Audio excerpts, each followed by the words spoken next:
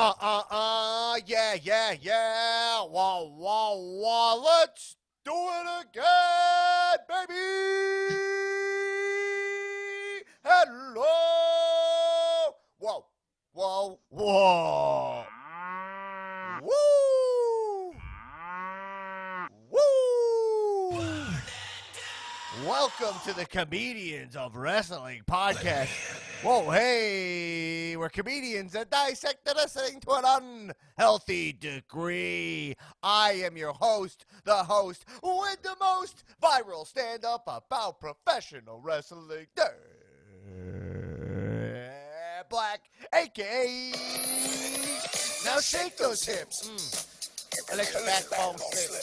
Dunsky Black Gamora, a.k.a. Donnie Wrestling. Donnie Wrestling. A.k.a. Donnie Capri from that time I went to Italy.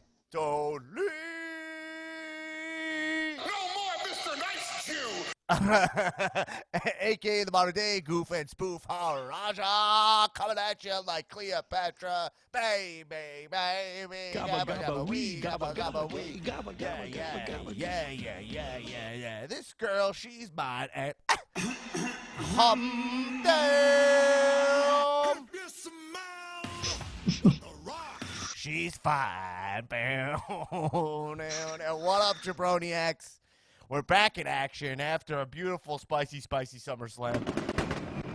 And we're back in action for your satisfaction with all of our wrestling reactions. And before we get into it, because there's a lot to cover this week, many would say too much to cover. Man, if you want to support this podcast, if you're listening to this podcast every week, and some of you are, and you're not supporting this podcast, reconsider your life, daddy. Go to patreon.com/comedians of wrestling. Throw us a couple bucks each month. Help support the gang here and how we Zoom it.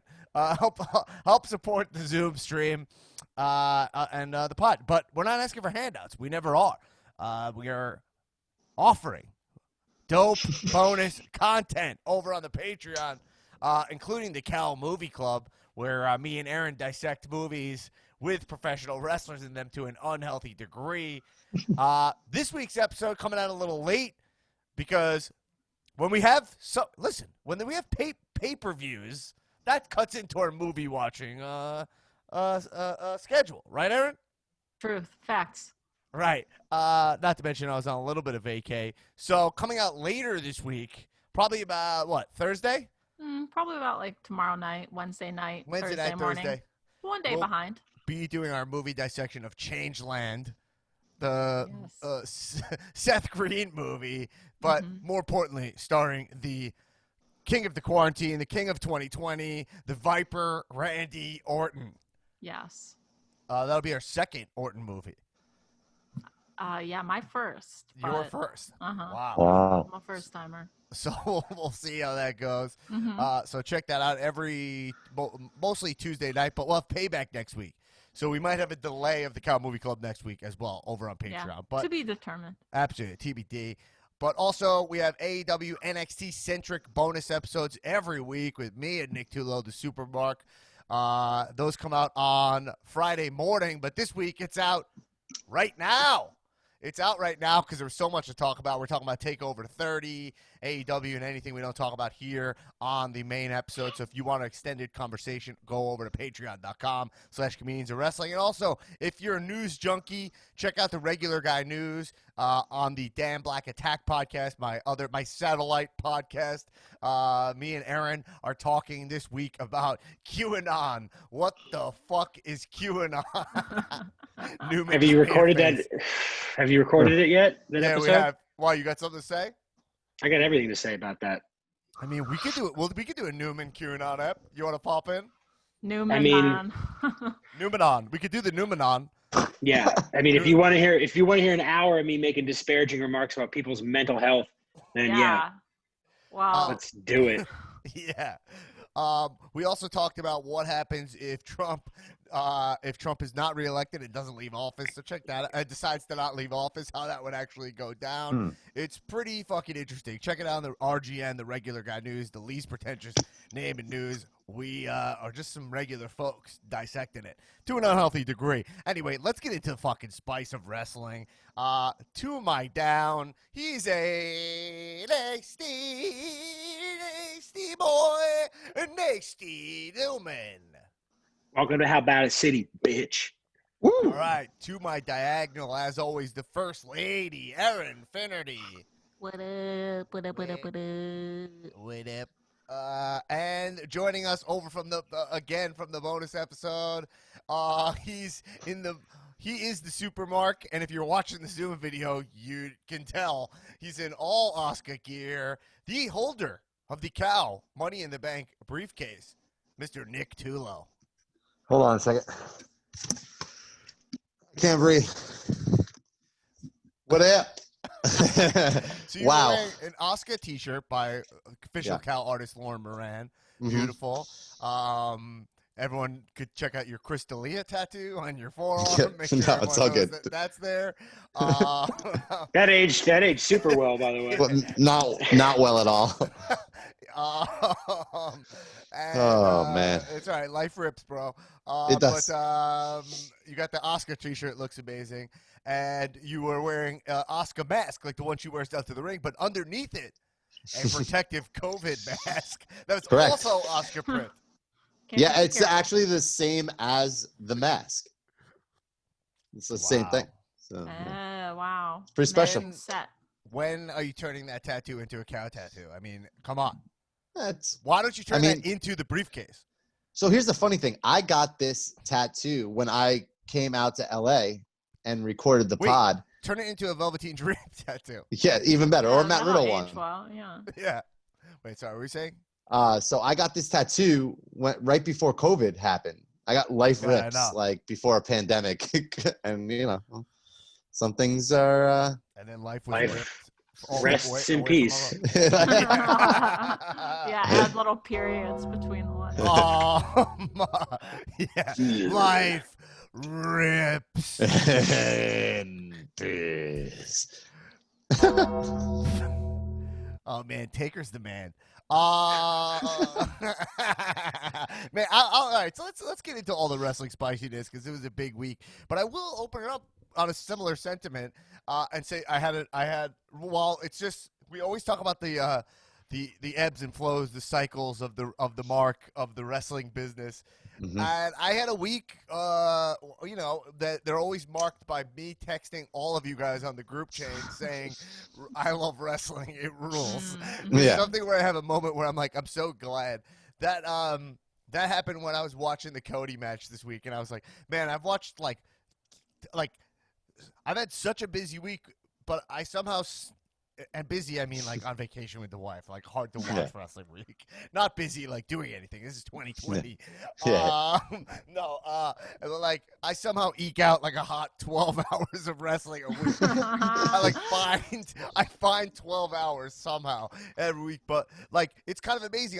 I watched AEW, I think last of all the stuff I watched, and it was just like got to that Cody match, which we'll talk about later. But I was like, how the fuck after all the wrestling I watched did I say did I still appreciate this? You know what I'm saying? Yeah. Like, it was booked in a way where I was like, they reinvigorated me. I was like, that was awesome.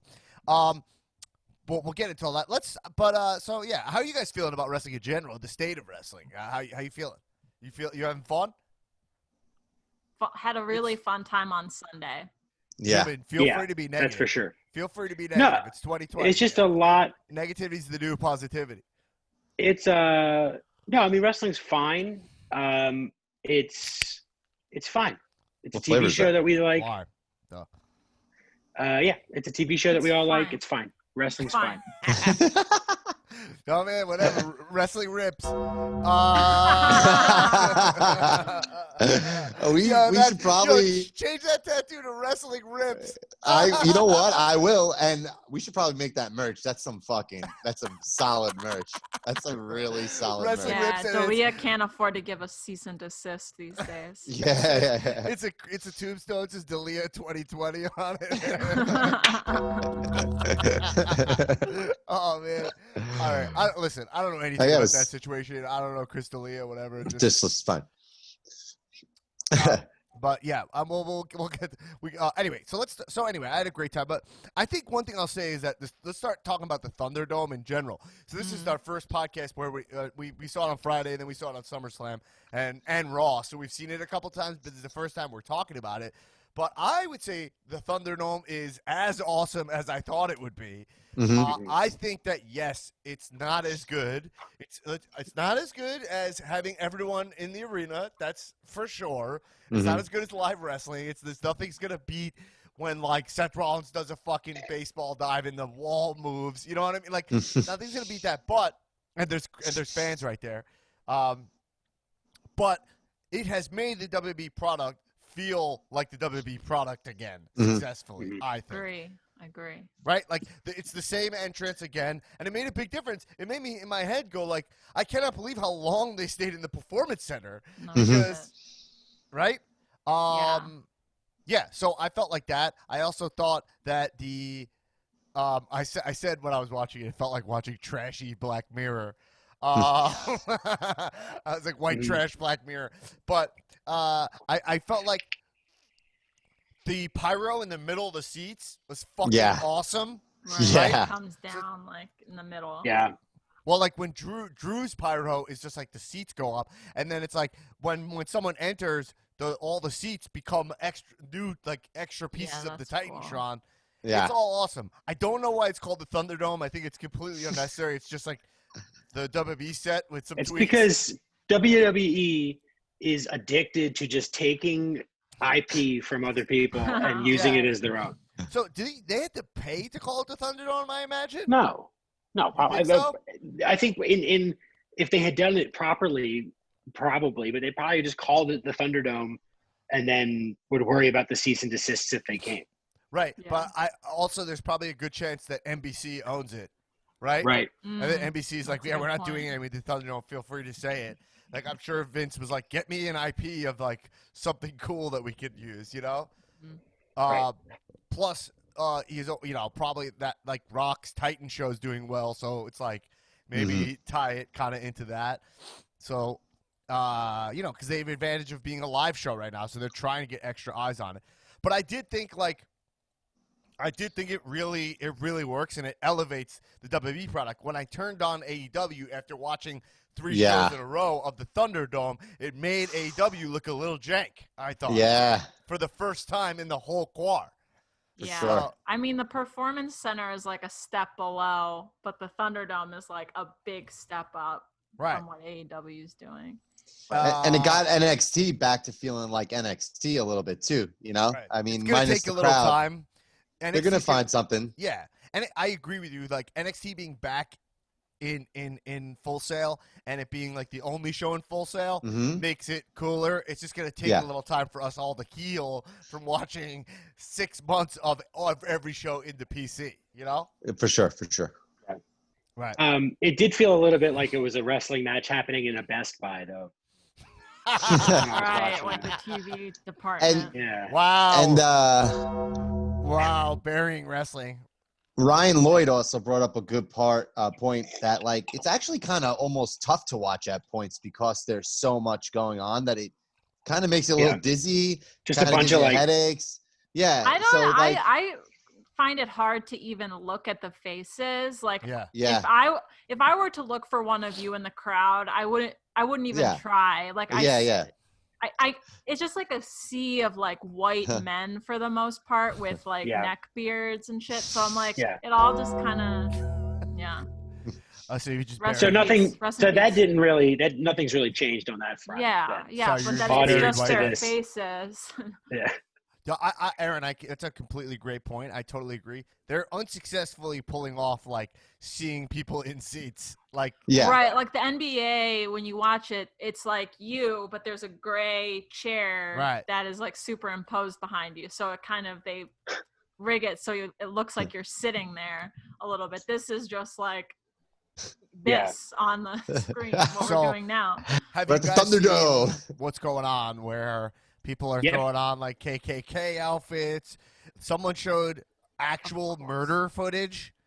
I missed the was it a live murder taking place? So, like live leak? No. There was KKK outfit, some live murder footage. Okay, well, I'm asking, someone was murdered on camera while watching WWE? No. So, like, apparently when I read it was like, like fucking dark web video. Yeah. I think it looked so someone posted. So you guys know, everyone knows, listens to this podcast, I'm in the full swamp of wrestling pages on Facebook. The dirtiest of sheets. The group. The filth sheets. I'm never washed. And I'm deep in the sheets. And this one guy, there's a couple people do this behavior. There's some guys who are in like a couple of groups that I'm in, and then I see what they do. They post something in all the groups, so it'll be in my Facebook feed, like in a row, the same guy posting in a couple groups that I'm in. But so he posted a video, and when you scroll, it auto plays, and it shows a zoom in of a murder, like someone's on their knees and someone with a knife like goes to cut their head. It kind of has the feel of like one of those like terrorist execution videos. Is it fake though? It seems like some early internet it might be fake snuff film. Yeah, it might be fake. But anyway, it's not what you're supposed to do in the Thunderdome. Right. It's like so also funny. People are putting up messages. This is the last thing I'll say. They're putting up messages that are like Velveteen Dream. Fire Velveteen Dream. Shit like that too. So I'm just reporting all the stuff. I mean, love go. No, go ahead. No, good. I was just gonna say, like, it's just so funny, like how there's no problems in the NBA or anybody else doing this, but you get to wrestling and people can't control themselves. Of course. It's so sickening.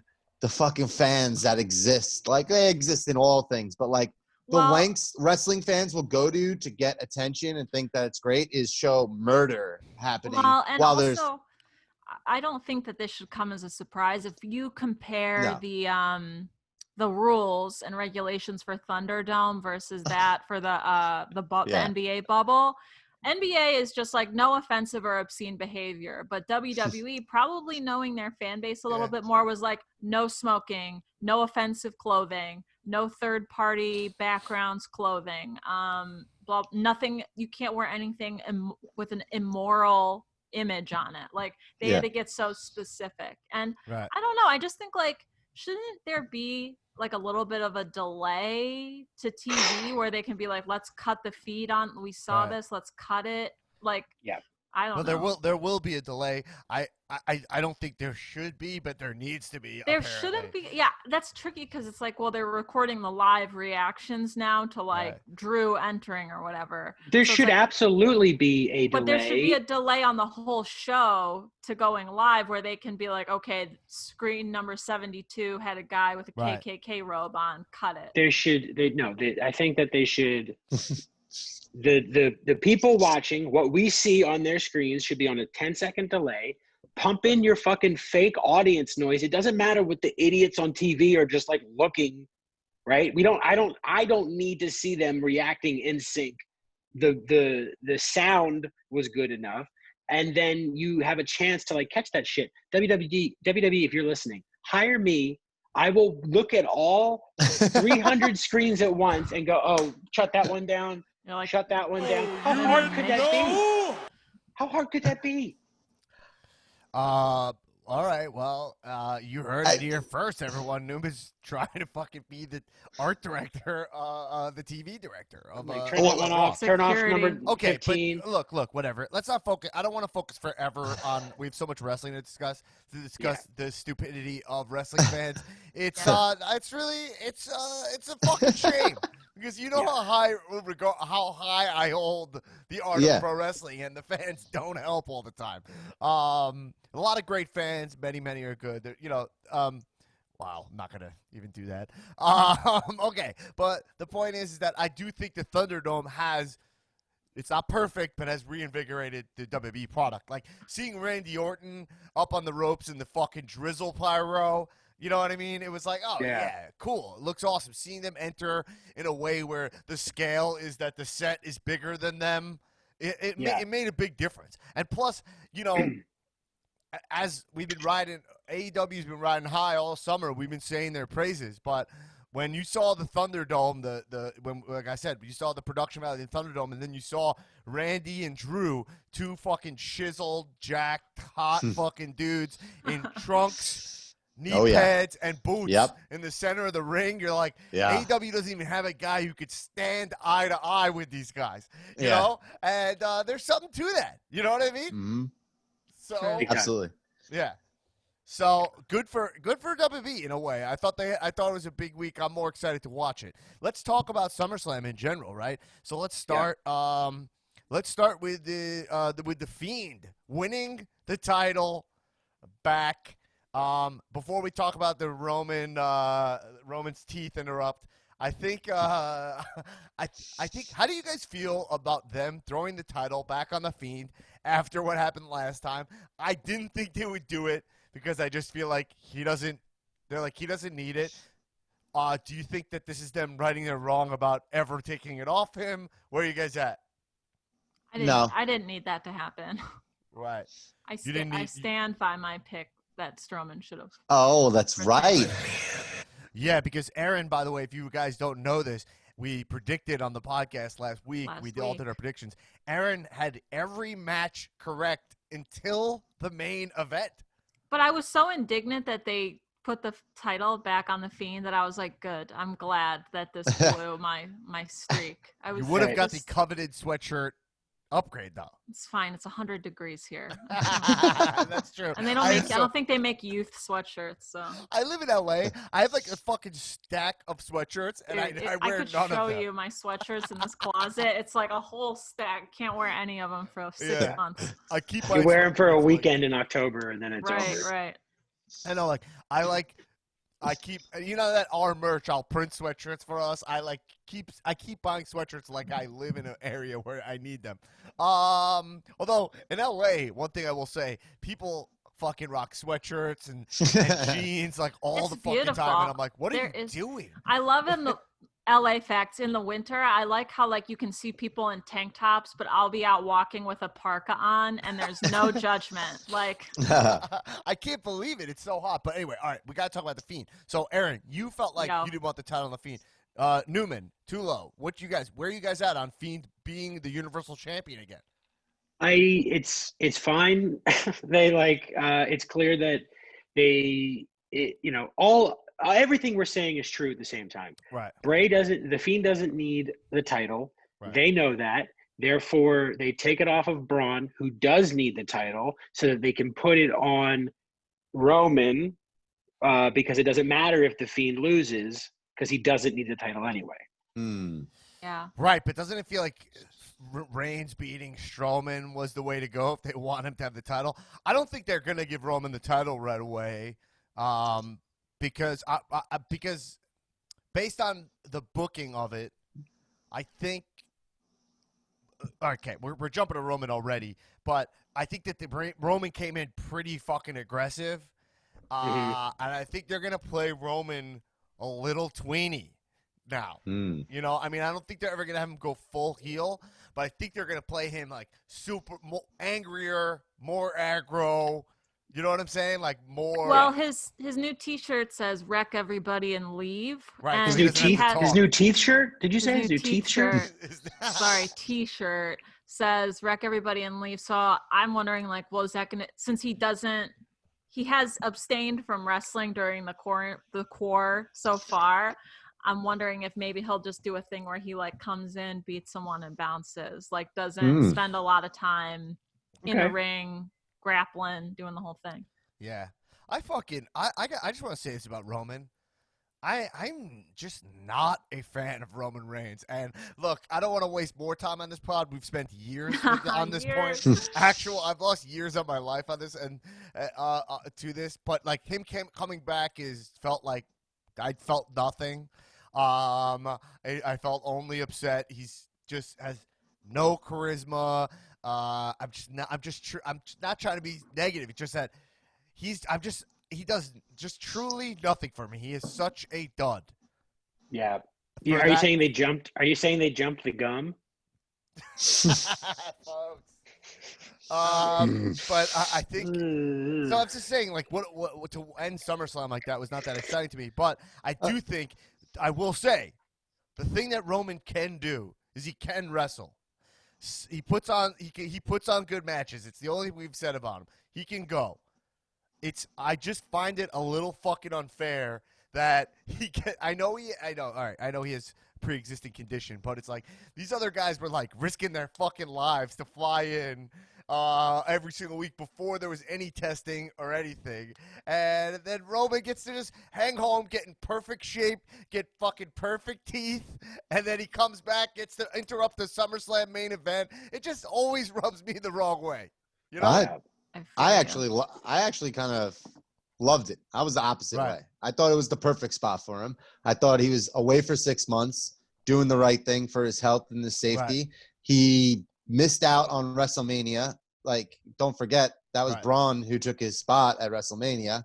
So, and not to mention, he's going against or going to probably be in a storyline with The Fiend, which has worked out pretty well for everybody. Look at Braun.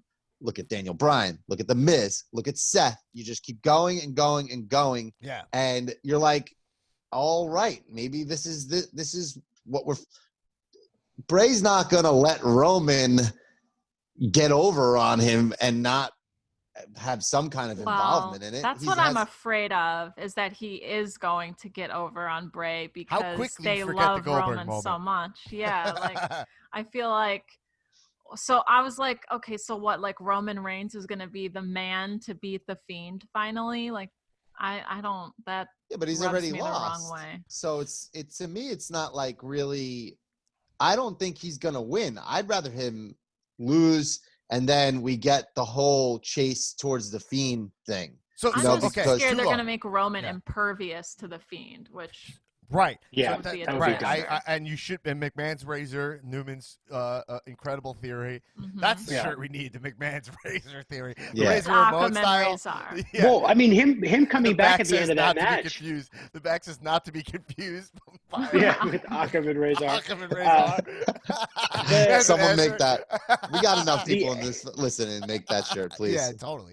Roman coming back at the end of that match is a textbook example of McMahon's razor. To where an idea that they thought was going to be fucking killer was just like it's a perfect example of that, of the application of that. Right. And not only that, but the marketing for this whole pay-per-view was you'll never see it coming. And I was like, did we never see it coming though? Great point. We never saw it coming except for the fact that Roman Reigns is always here. No, absolutely. You never see it coming made no fucking sense for this show. But that's funny because like WWE, they've lost all like credibility with me there, where like they call it you'll never see it coming, and I know to ignore it already. Like I know I know it's just a catchphrase. Like I'm not expecting any balls of fire or anything. You know what I mean? But okay. So I'm just saying, I'm just like not a Roman mark at all. That being said, that spear was fucking insane. On The Fiend, the second one. Right. He wrecked Bray there. And he looks to be in Diesel shape. Yeah, he looked really good. And they have a cool opportunity here, which is, and I think we might be gearing up for it. It's extremely precedented to do what Tullo said, which is like pop the shirt off. Back. That's what I'm saying. Go. Yeah. He comes back. Reigns is back. He's doing his classic old bullshit, like all this shit. But Fiend gets in his head, fucks him up, and then he comes out in the trunks, and he's finally cool. You know what I mean? Yeah. So like, there's a chance that Fiend Fiend throws him into the fucking the lake of rejuvenation or whatever. The swamp of destiny. The swamp of destiny. Is that what I called it? The swamp of destiny. I think so. He throws him into the swamp of destiny, and then Reigns. It's worked. Strowman was awesome. That's why I'm shocked they took the title off of him, because I felt like Strowman, like monster Frankenstein Strowman, was fun. I thought. Now I think what you do with Strowman is you have him. Put him back with the Fiend now, I think. I think he should be a disciple of the Fiend, right? I think that's going to happen because the Strowman's debut was them ganging up on Roman Reigns specifically. So, then again, I do not trust WWE to even remember that, let alone use it. But it's a fact. And so we're now back. You have the Fiend, you have Strowman back at his like monster thing. So now, if ever, would be the time to kind of connect those dots. See, okay, so a couple things is I'll say one thing about Reigns looked awesome. I just want to say Bray. I thought Bray is getting big again. I think I'm starting to looking a little thick, right? Looking a little thick boy. Looking a little thick, and I just worry about it because I felt like you saw him slow down a little in the match a little bit, but. I worry about him wrestling in the mask because when you see how much he is sweating behind the mask, it looks like there's like a water faucet pouring down his neck. And I'm like, that can't be good for your skin. Right. This guy's pumping out kids with JoJo. I mean, we need him. We need this. He's a dad. We need this guy. But anyway, just because I love Bray and I hope he stays alive because I want to cast him in a movie.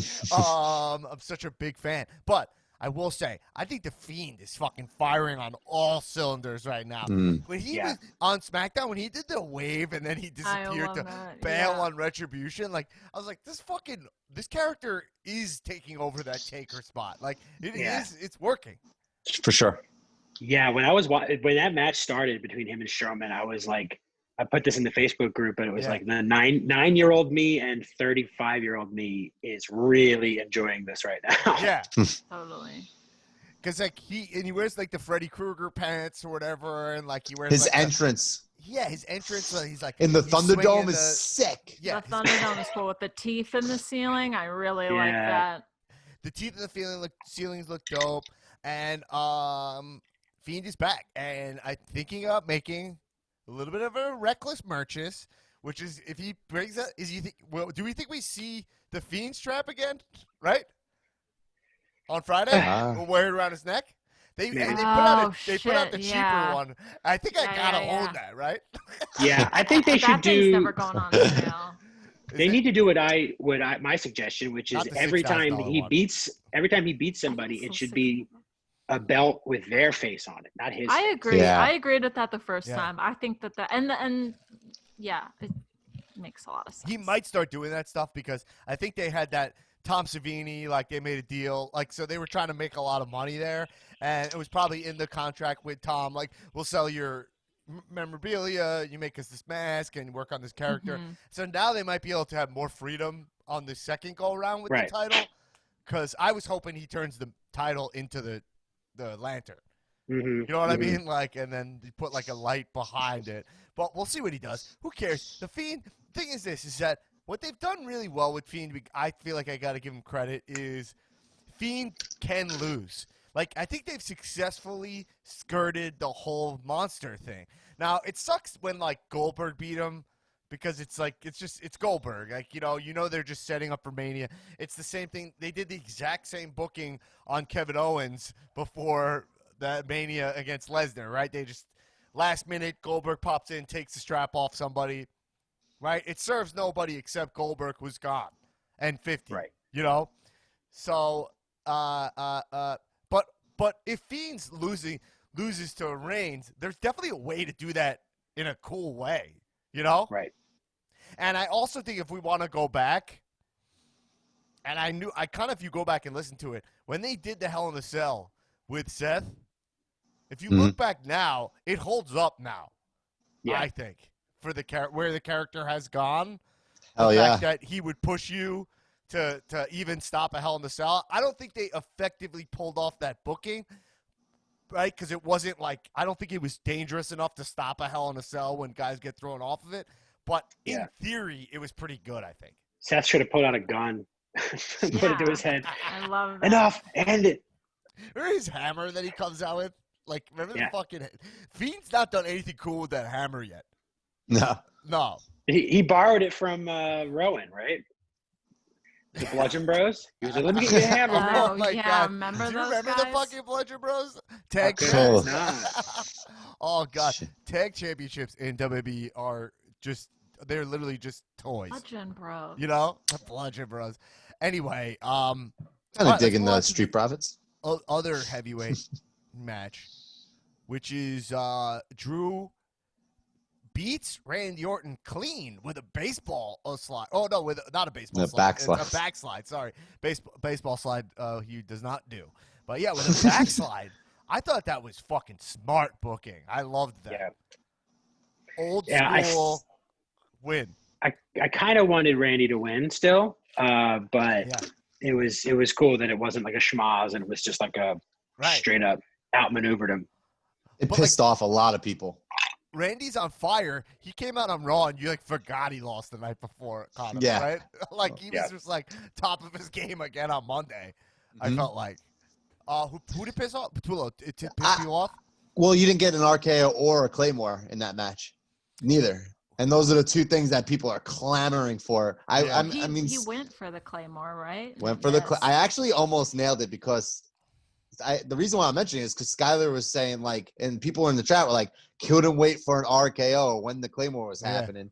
And I was like, how is he going to hit the RKO? And I thought it was going to be a missed Claymore, roll through and then reversal into the RKO. But we didn't get either one. We just got a backslide pin for the win. It's just like, damn, but then we got 3 punt kicks on Monday Night Raw. We still haven't got an RKO or a Claymore on each other. So it's wild. Yeah. It's because they're trying to keep this feud going. That's what they're doing. Mm-hmm. Yeah. And I like it. I like the booking. I like him having to kick him in the head. Exactly. Having to kick him in the head 3 times in order to actually put him out. And then now Keith is sliding in, it's cool. It's fun how they transitioned that, which is happening Sunday on Payback, which is wild. Yes. Yeah. Payback. Don't forget, you guys, this is actually the Payback Go Home episode of the podcast. It is. It is. We're going to have to do the picks for the Payback. What happened there? Did they move SummerSlam? No, I think this is it. I feel like Payback's usually later, right? So someone online, maybe I think in the group said well, maybe they're having Payback back to back to offset some of the cost of the Thunderdome or something, get some more ad dollars or network signups. I don't know. Thunderdome looks expensive as fuck. I actually think it looks a lot better than what the NBA is doing. Yeah. Okay. That being said, let's move on to. We'll talk about Raw maybe a little bit, but I think that the Drew Randy match, it was good. I'm glad they let Drew retain. When did they add that sword sound before? Yeah, I was just about to sing. Is that new? Yeah. I love it. I love Drew. I think that was great. I thought match of the night, Dominic versus Raw. Fuck yes. Yes, agree. And I would like to say something. Can I say something? Tullo, you may. I have a major announcement to make. Sammy Guevara. And it's that Dominic Mysterio is 100% one of my guys. And I'm getting in on this. I would like to. Statement. You're buying low. Are you buying low? No, I'm buying in from the get-go. Wow, early adopter. I would say that you might be in the first wave of Dominic marks. Let me tell you something. Put your money where the mouth is. Did you buy the shirt? He's got a dope shirt out right now. I'm going to get it. I'll get it for sure. Right, I'll to prove it. Okay. But I'll get it. I'll order it right after this. But, this kid, I knew it. I knew. If you buy a piece of merch right now, I'll buy a piece of merch. Fine. Wow. Well, we have you to guys buy should more. all be buying me a piece of merch. We have to buy Erin her merch. Yeah. Oh, yeah, we are. Right. What were you saying to us? Sorry. But he's just fucking. I knew he was gonna kill it. I just felt it, and this was the match I was looking forward to. Holy motherfucking shit! Exactly those words, and he just delivered, man. He looked like he's been doing this forever, and kudos to Seth because you know they must have worked their asses off to make that look good. And Dominic being able to go one-on-one with Seth and put on a good for you. Yep. Put on a 20-minute match is sick. The match and my was favorite, long, right? The match was really long. But it had so many amazing elements to it. Ray being there and Buddy, and my favorite moment was, I told you guys about it, was right before Dominic hits the frog splash, you can hear Seth go, "Frog splash, Buddy, frog splash," and I just was like, "Oh my god, that's so awesome, man!" He's like he had his back. He's so pumped for him to get up there and go do that frog splash on him, and he connected. Like, that's cool. That's awesome. Kudos to both of them, man. They fucking killed it. And if you didn't like that match, I'm sorry. I don't know what to tell you. It was a lot of fun.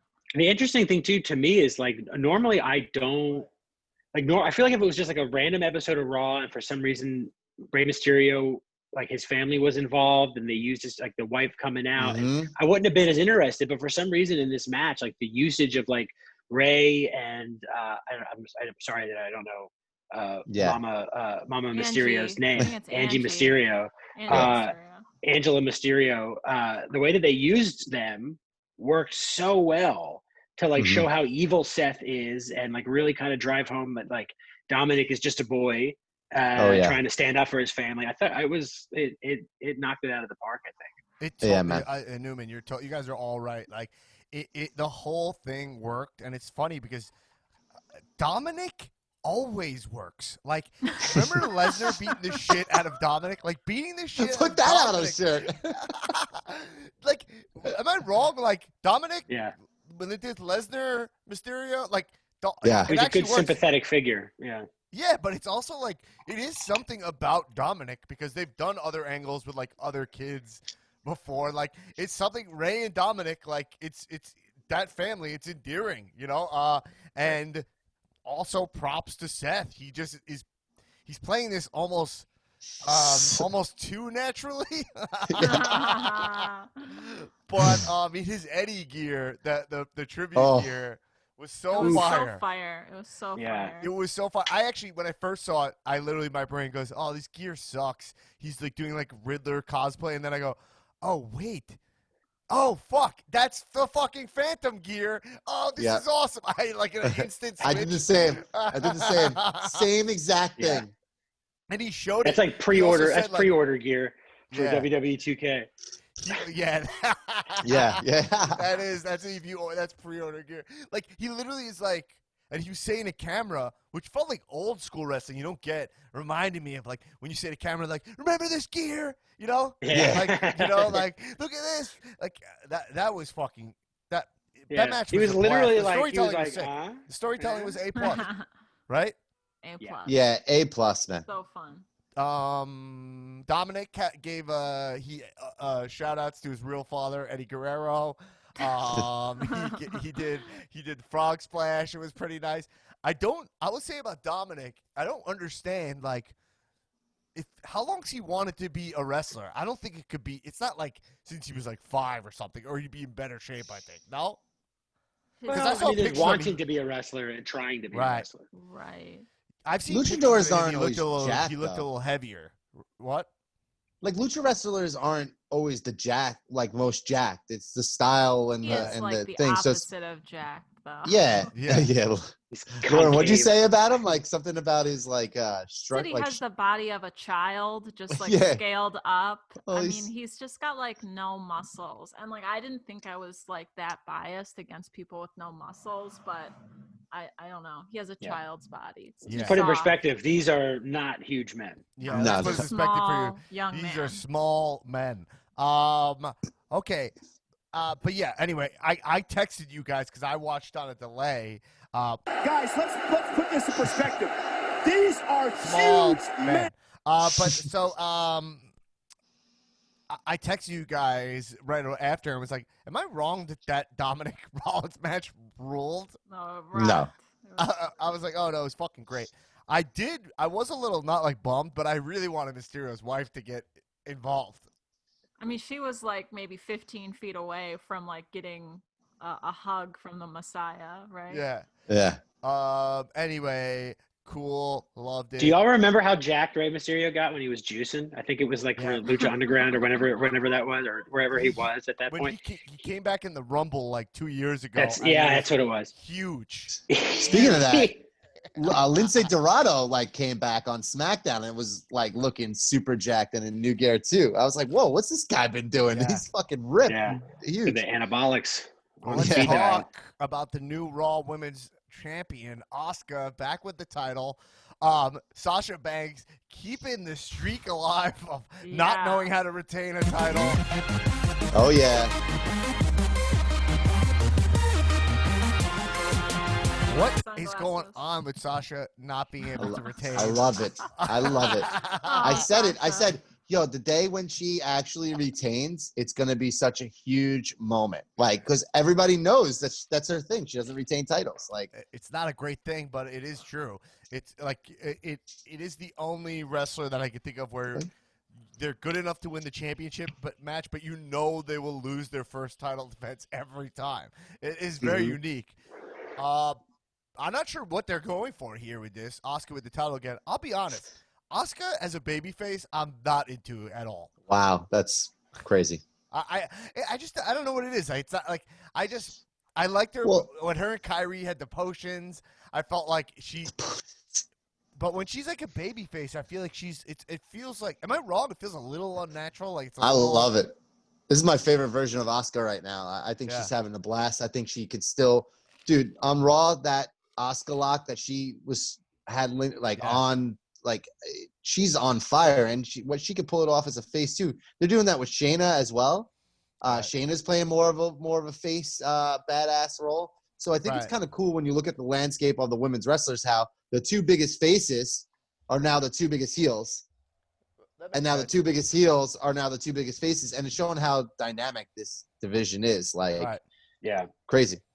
For me, I think I always kind of place Asuka in the lineage of the sort of classic Japanese women wrestlers, Bull Nakano and Asia Kong and Don't Mitsuda. Oh, what flavor? Did somebody open up something? Bud Light. Oh, Bud Light. Got Duh. it. Pure brew, duh. Gotcha. Pure duh. But I place her in that lineage, and all of those women were at their best were these fucking psycho heels. And so I like that version of Asuka better. So I definitely understand. But I think with faces, I've been thinking about this. It just makes more sense for a wrestler to be a heel in general because of what they're doing. They're going out and fighting. It's so weird for somebody to be in that realm and not be a piece of shit. You know what I mean? It's way more math for them to be I'm honorable about this weird fight that I'm doing. Yeah. Yeah. I mean, her and Sasha have insane chemistry in the ring. What Sasha put in the work when she was away, and I know she trained Joshi style, but she absolutely, her chemistry with Asuka, I can watch those two wrestle forever. They don't miss a beat. It's hard hitting. They had those weird finishes, and then the last two matches that they've had have had straight clean finishes. Sasha threatened that she was gonna tap out Asuka, and that's just the wrong move. Don't think you're gonna, because you're gonna tap out, and she did 2 nights in a row. Yeah, I think I started to understand Sasha. Sasha's not one of my guys and has never been. But I started to understand her a little bit more in this match, and why people do like her. Some of the selling, kind of finally clicked for me. Whereas before, it's she's just throwing herself around. It seems like she doesn't have any control of her body, and I think she's boring. But it makes a little bit more sense now after that match. Erin, didn't you say something about it? Was it in the thread last night, or I thought it was something? I thought it was about Sasha. I forget what it was though. Sasha? I don't know. I remember you saying something specific about something, but I'm drawing a blank now. I was just not sure.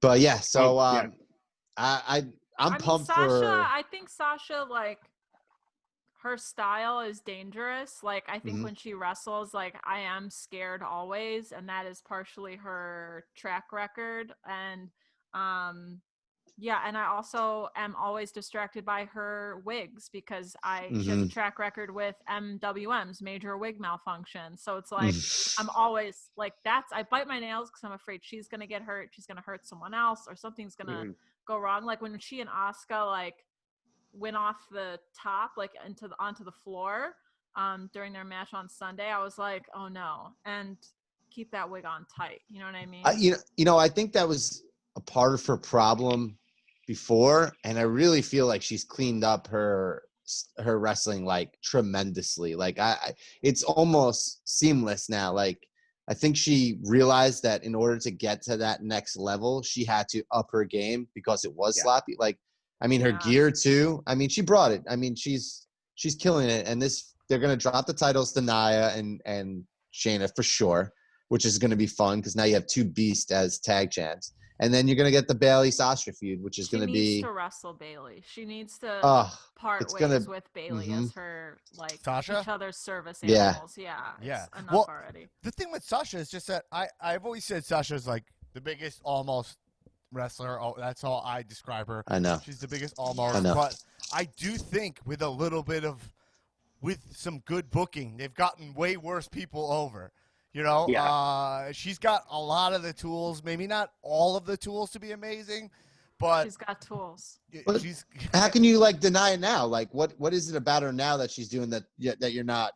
That's my question because I'm watching right now. The same thing. I don't think so. When she gets the mic, it's not. Come on.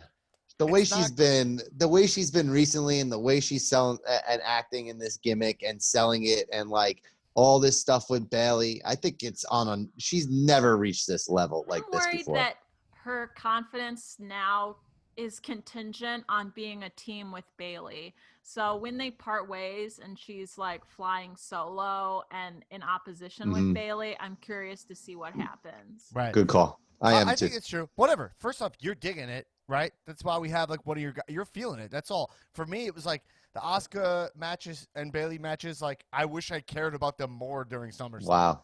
Yeah. I think the matches were good. I think Sasha can go in the – she has every checkbox except for, like, just that mic. She needs to have, like, one killer promo and one legit – I think we'll get it. For years, I'm waiting for this one I think we're gonna get it. moment. And I do think it's not all her fault. I do think it – like, look how Vince has got – Vince won't let her hold a fucking title, you know? So, yeah. I think it's coming though. I think like Erin said, like it's going to. I think this feud with Bayley is going to be the moment that it like comes out. You know, like I think that, and if it doesn't, then I don't know what's left after that. If to make you believe, you know, because I think this is the best storytelling she's ever had since NXT. This is her best main roster run, in my opinion. They look incredible with the titles. Sasha's? And yeah, I mean, but as an underling for Bayley, really, like, you know what I mean? I don't think it's not like Bayley's having fun, but I think Bayley and Sasha, they have found the best shit for them to do. They're on in their best zone, but it's not enough for me. Okay, personally. Fair enough. Hey, that's fine. Is that just me? They're being their best selves. They're living their best lives. But I think Bayley's doing her best work, but I think Sasha is capable of more. They just got to help her out. You know what I mean? It's like at one point she was saying she was going to record a rap album, which I don't know how I feel about that, but I don't know what happened with that.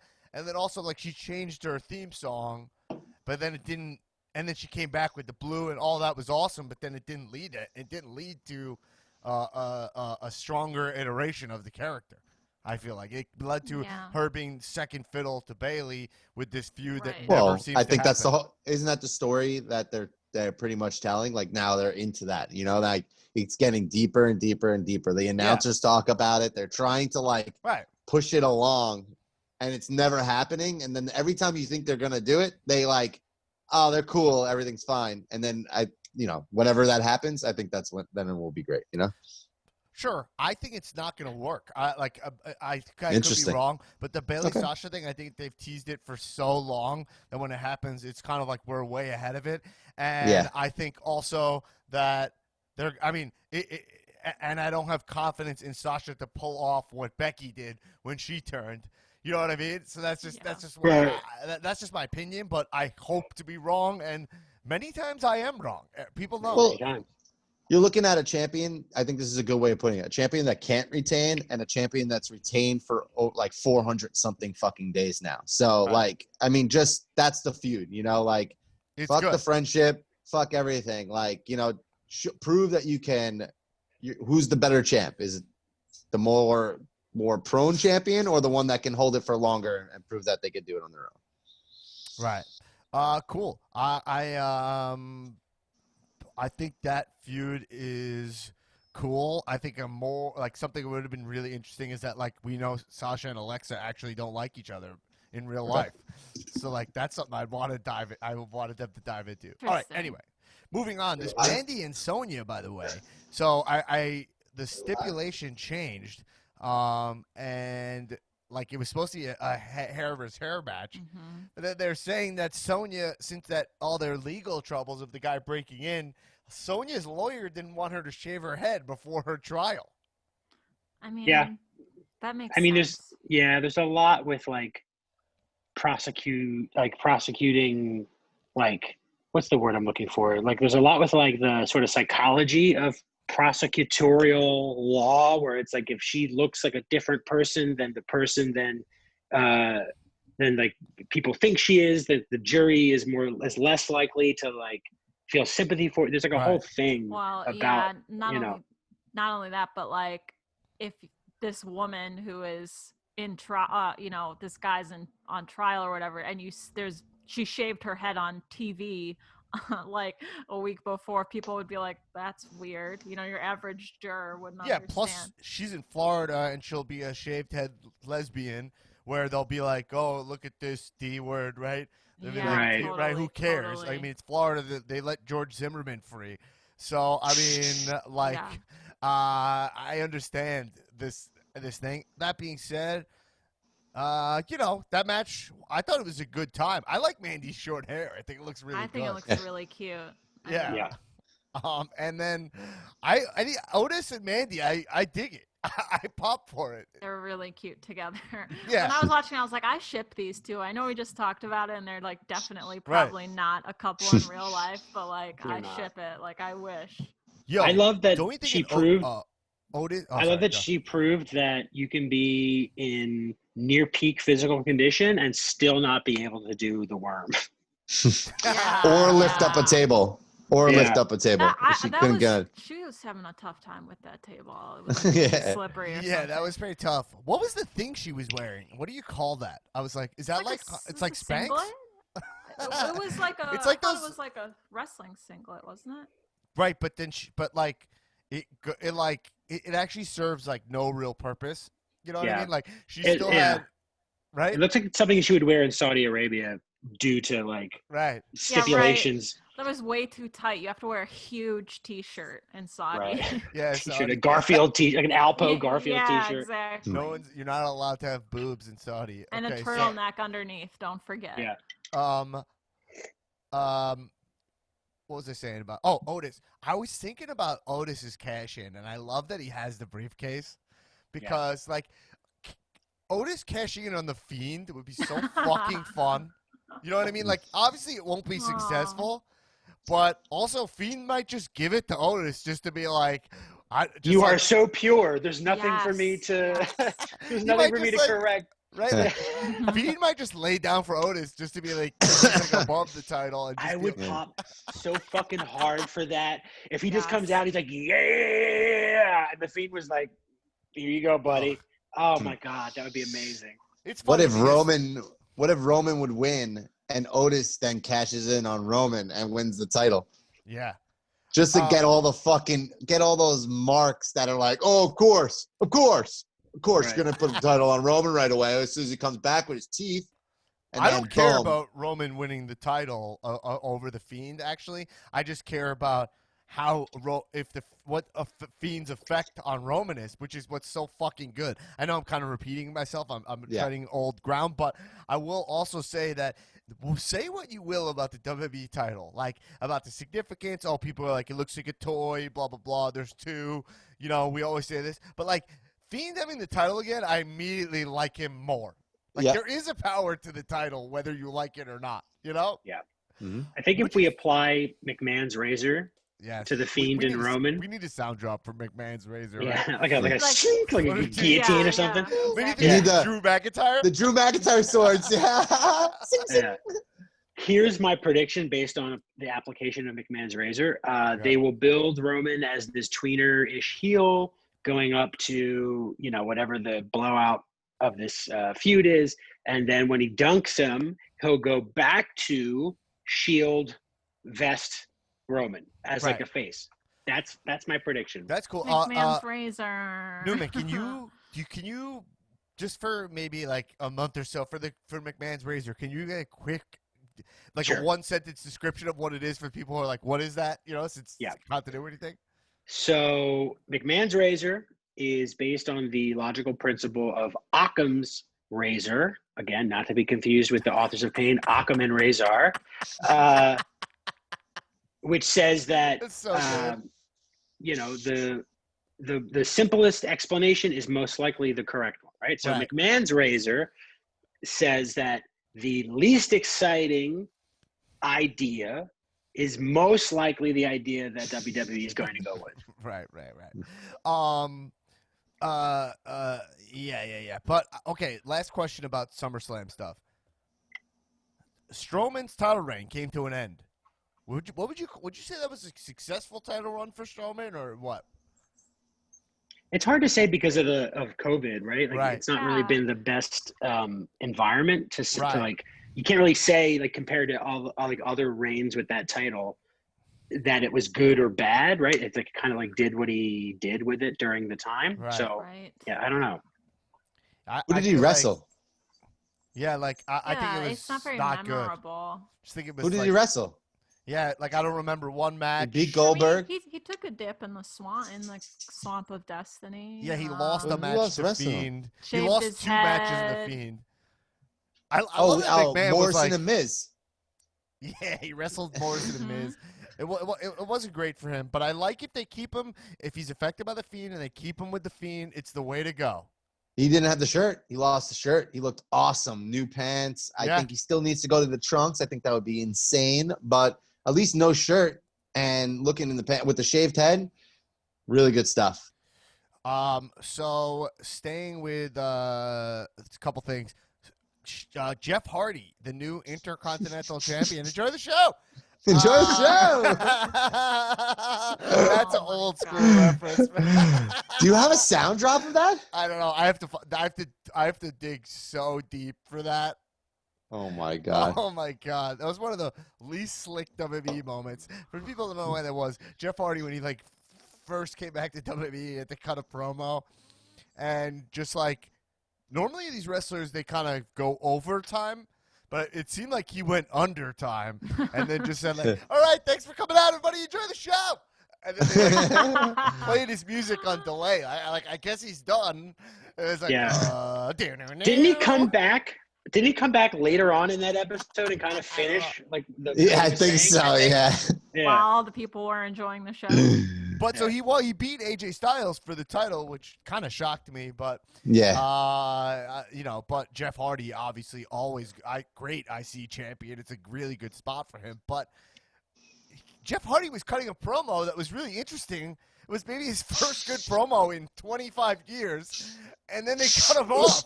Yeah, like it was the fucking Grammys. Yeah.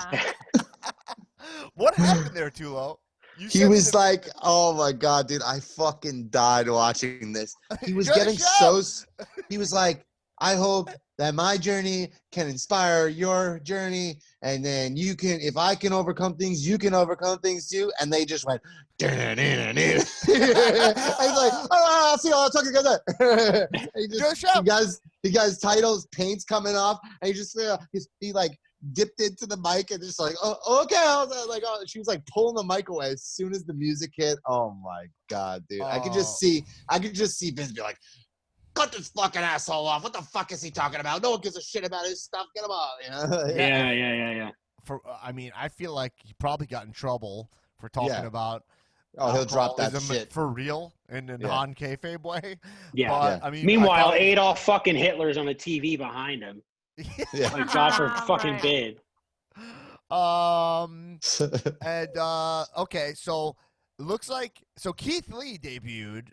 We'll talk about TakeOver 30 and AEW this week, Saturday Night AEW, on the bonus episode. But I guess no spoilers, but no, Keith Lee dropped the title, and he debuted on Monday Night Raw, and he looked a little different.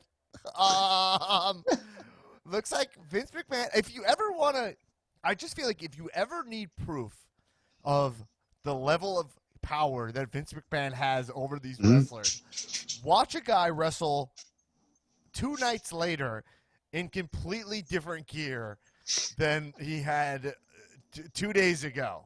Right? When he was the champion of the other company. Keith Lee shows up looking like absolute shit, I thought. First off, he shaved his beard. And it looked Beards worse. are over, but...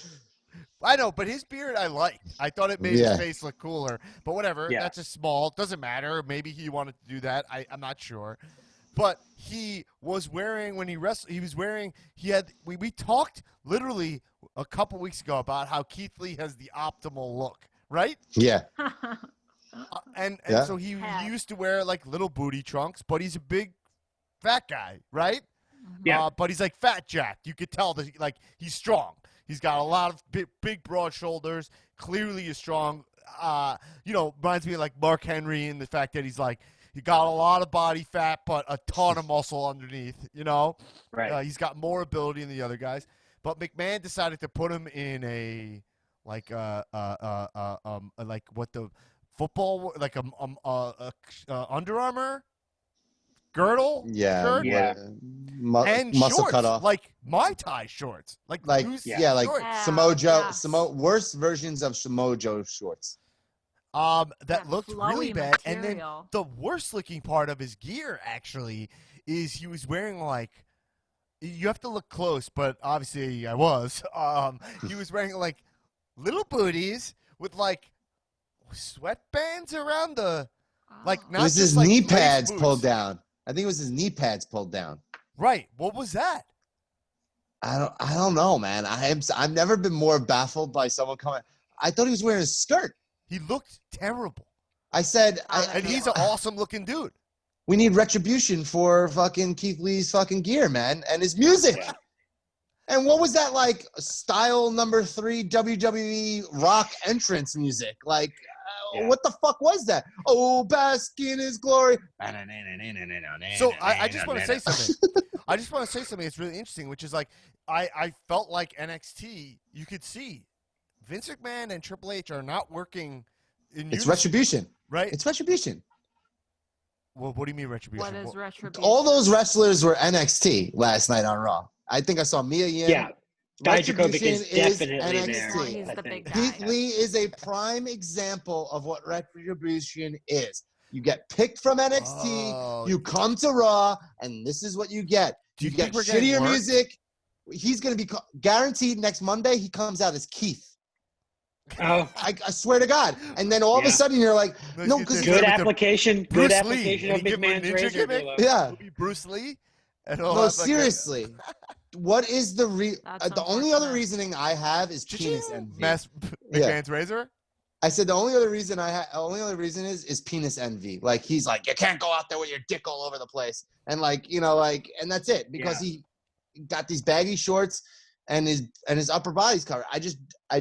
The only thing that makes sense for retribution is that it's NXT. They don't show up on NXT, right? Why wouldn't they show up? If they're showing up on Raw and SmackDown? Wait, Tullo, can I just frame what you're saying? Are you saying that that like this is a long con for Retribution for Keith Lee to be like, I showed up, you made my music shit, you made me dress like a dinky little potato, and you're like, you made me come out, and it's like, I was working 2 days before, and you made me come up here, and then Keith Lee's like the head of Retribution, and it's all about, it's like, you make I wouldn't even say he's the shit. head of, I wouldn't even say he's the head of it. I just think it's like, he's the example of it. What other reason would it be? I mean, Damian Priest wins the North American title, and he's popping champagne and in a jacuzzi with 2 chicks. This guy loses the NXT title and goes up and is wearing a skirt. Like, if that's his decision and that's what he wanted to do, and he's like, hey, I want to tone my gear down. You know what, Keith Lee? Good for you. It was the wrong decision because everybody loved the way you look.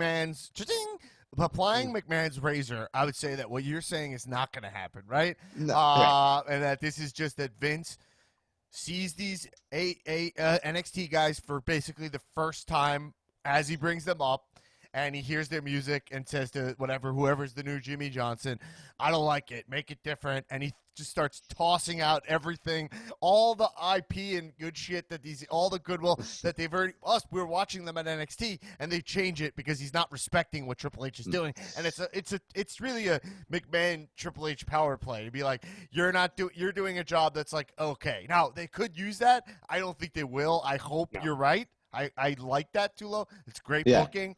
But I think that if they use it as a story to use kayfabe, work, shoot, this is how Triple H takes over the company, which they should make it a storyline, you know? Well, here's a good example, too, is that SummerSlam went off without a hitch. There was no retribution. Right. Now you get Payback, shenanigans. Weird Central. to not have Retribution on SummerSlam. I think, look, now why ruin SummerSlam with Retribution shit? No, honestly, every single one of those matches deserved that stage and to be clean and no problems. We got a fucking another pay-per-view coming up on Sunday. I think all hell's going to break loose. I think Payback another word for Retribution. Yeah, I think it's literally going to be like, all the graphics are gonna like blow up and it's gonna be called Retribution and like every match is gonna be schmozzed out. Like I think that's what I totally think they're gonna do that. And what's next? The booking is Keith Lee. They have Roman in there and they have Keith Lee versus Randy. If you look at those 2 bookings, Keith Lee needs to look strong because he's showing up, but also they're not gonna let Keith Lee pin Randy Orton right now. And Roman Reigns is just coming back strong. Having him lose, even if he doesn't eat the pin, it's like he needs to fucking look good because he just speared both of those guys. Because every match is going to get ruined by Retribution on Sunday. And I think people are going to be talking, and it's going to be fucking fun, I think. Yeah. It's going to be stupid, but it's going to be fun. Fuck it. We just had SummerSlam last weekend. I don't give a fuck about what Payback is. You know, who cares? That no one cares about. It's bonus. Right. It's a cut to AEW. They're doing another pay-per-view right before fucking All Out. They're just cucking them, and they're just like, oh, whatever you think you were gonna do on AEW, it doesn't matter because we're just about to fucking have a pay-per-view of the craziest shit ever. Well, and I hope that's what they do. Can we have a moratorium on Nick specifically using the word cuck? Yeah, I think call quits on that. Yeah. Everyone else can say it. Something about the way you say it, I don't like. I think we should take a vote on that. Newman, you want a moratorium? How do you vote on a yay or nay on Tullo not being able to use cuck? Yay. Okay, let's lock that in. Erin, yay or nay on Tullo using cuck?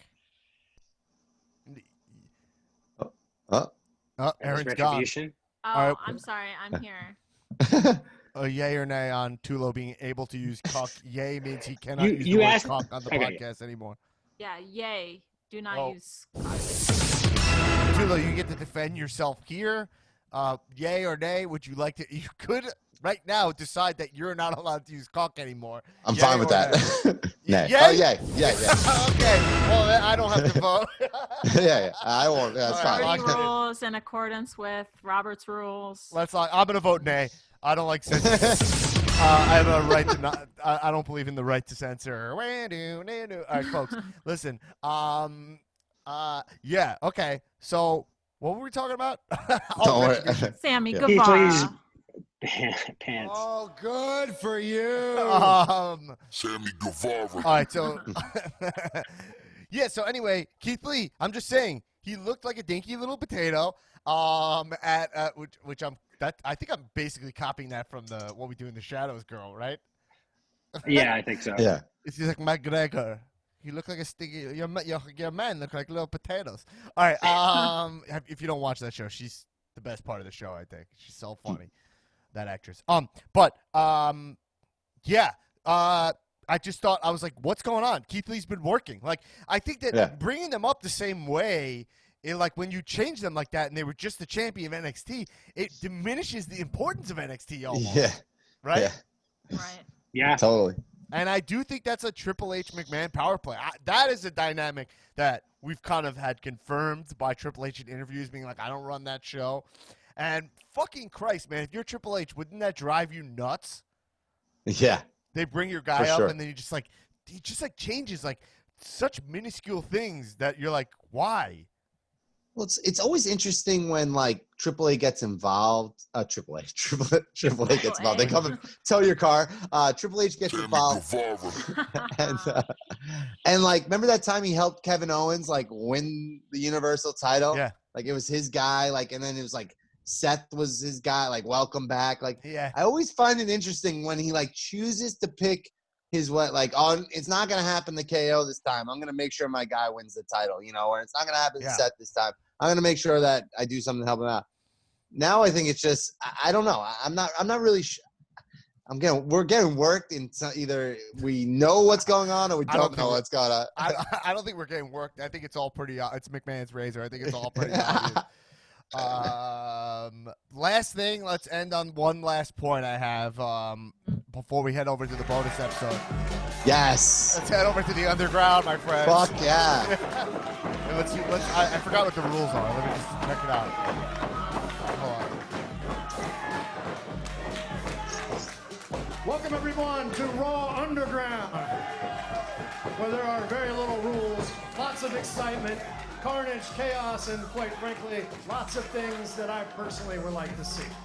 The least badass man I've ever heard in my life. For a man who is actually a tremendous badass, has survived a helicopter crash. But I have a hot take about the underground, which is I do like the underground. I'm not changing my take there. I don't love Bobby Lashley in the underground, which I think is a big hot take, and I'll tell you why. I do love I do love the Hurt Business T-shirt. Very cool. Are you in? Are you in? I'm in. Because if you watch the guys like Ziggler and Ivar, when they wrestle in the underground, and like a guy like our Shayna Baszler, I like the guys who can really go when they're in the underground. It really works. And Bobby Lashley is, I know he's an MMA fighter, but is a little clunky in there. When he was going with Ziggler was doing some cool shit, but then like Bobby wasn't moving right. And I still see the value in Bobby, but if he's going to come in there and just beat everyone up, I want to see some like good wrestling and grappling and fighting in there. I want to see like Timothy Thatcher in there.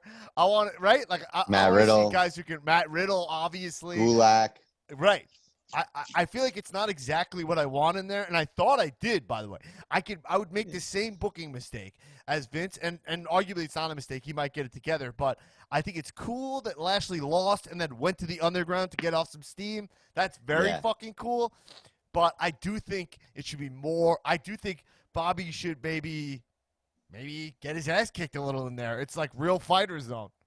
I know he is an MMA fighter. He's like he's undefeated, but he didn't look great. That's all. But like, when he was an MMA fighter, right? Like, was he an MMA fighter because he was a skilled martial artist, or is he an MMA fighter because he's a fucking massive dude who can punch hard? Like, I mean, I don't think does he even have that skill? UFC, and he never went to UFC. He's probably a ground and pound guy. I think I watched one of his fights before. I don't think he's particularly athletic in that way. Right. He's a massive, jacked ass bodybuilder, but I thought that booking was very cool.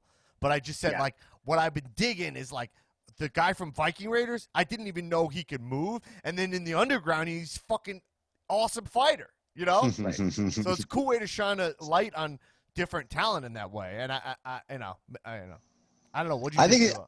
I think it's I thought they nailed it in the sense that like they even dragged Cedric Alexander out from like fucking catering and fed him to Lashley. Right, you know, right. like I think it's an interesting way. I would love to see him use it as like a way for wrestlers to tune up before matches. Like if Shayna and Nia went there together and was like, all right, like we're getting ready for Bayley and Sasha. Love that. And you know, I don't think it should be official. I don't think it needs. You know, I understand what you're saying about Bobby being a little like clunky and stuff, but like I love the idea of just him going there and being like, fuck this. I had to go out there and arm wrestle that asshole. Fucking pulled that shit. I want to kick some fucking ass. There needs to be money being thrown around more. No, like, we definitely need, more money. But what I'm saying it's, is, you know, in MMA, like the Gracies can like tap out the huge guys and stuff. Like it's more skill centric plays. I think this is a great zone for that. So I don't want. I'm worried about them like having Nia and like Big Show come in and start knocking people out. I'm gonna tell you that. Yeah, it needs Paul Heyman and Brock Lesnar, dude. They just need to roll through there, man. It's the only place Heyman belongs in that underground so much. With the mic, he should have a fucking mic and he should, like a slime bag. They should put extra sweat on him, just like in there, just like a fucking. Just like the fucking like underground fight pig, you know. Just like, turn him back into like Paulie Dangerously. Put the fucking hat with the cell phone. Phone. Ditch the tie, unbutton the shirt a little bit. Let's get some gold chains and stuff, you know. Yeah. Oh, you think you're good enough to get it there? Well, obviously I'm biased, but I'm loving about Ziggler. Like figs, talking about figs and like over-unders and like collecting money from people. Yeah, for sure. I love they got a chalkboard. I think underground's awesome. Oh, it's I love it. Shane McMahon in the back of the chalkboard, just like trying to keep tabs on. Everything you guys said is so fucking good. Raw Underground's a blast. I love that there's just a huge guy. This guy's probably 8 feet tall. The guy who's at the door with James. He was so much bigger than Bobby. That guy. I said I made the comment. I said, "How long until we get the Shane McMahon and that security guard buddy cop movie, like for the WWE network?" We're right there. They might as well do it. I love their chemistry. It's great. Anyway, all right, we're gonna head on over to the bonus episode. I think we said everything. We said, frankly, many people would say we said too much. But a couple of topics we're gonna be hitting on the bonus episode, which you can listen to right now. Patreon.com/comedianswrestling. $5. That's it. $5. Throw $5. You can listen to every week. We got these bonus episodes. But we're going to be talking about TakeOver 30. We'll talk about the new champion of NXT, Karrion Kross. Dun, dun. And maybe we'll give your opinion on that. You know what? Fuck it. I'll give you a little teaser. I think he stinks. All right? That's what, like 25 cents to Dan's Venmo? At Dan Black Attack, 25 cents right now. You heard it here first, folks. For free, he stinks. I'll give you more opinions of that. We'll talk about Damian Priest's big win, including that Instagram post that Tullo talked about. Did we like that? We'll talk about Pat McAfee's. Oh, yeah. Big in-ring debut. We'll talk about are we excited for Rhea Ripley versus what's her name? Gonzalez. Is that her name? Yeah. Raquel Gonzalez. I didn't want to say Raquel Gonzalez. They're teasing that. And we'll talk about Cody's surprise loss to Mr. Brody Lee. Spoiler, I didn't even watch it, so I didn't even know that happened. Oh, really? And well, we'll talk about it. And the MJF trying to ban the paradigm shift. And yes, I saw that. The gimmick match that will be at All Out of Jericho versus Orange Cassidy. Oh, I can't wait. Mimosa Mayhem match. Is that cool? Is it absolutely insanely stupid? Who knows? Plus, Britt Baker pulls one of the funniest moves in recent wrestling history by giving away free dentistry for people to join her squad. Which is malpractice, right? I think that's a student move for sure. I wonder, in a world where we all are marks, do you think Britt Baker did Roman's teeth? There's a chance. There's a really There's a chance. There's to Pittsburgh for some veneers. It depends.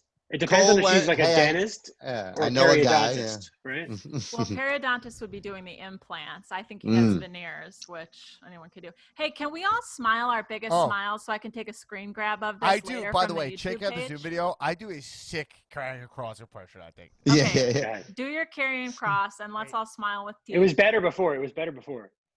I had it before, but now I don't. Now I put a lot of pressure on myself. Pull everything like down and forward.